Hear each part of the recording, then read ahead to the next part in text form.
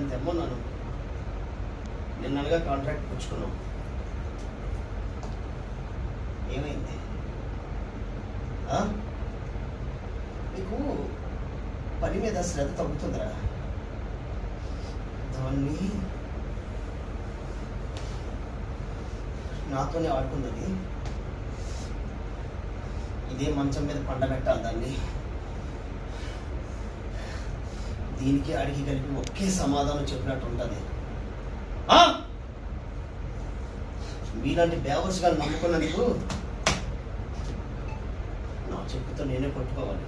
పనికి మళ్ళీ ఎదవలారా, ఎంతసేపు తినడము తాగడమేరా, డబ్బులు తీసుకోవడమును, పని మీద శ్రద్ధ లేదా? నాకు చేతకాక చెప్పలేదురా. ప్రతి చిన్నదానికి నేను పోతే మీరు తినేసి సర్లే అయింది ఏదో అయింది.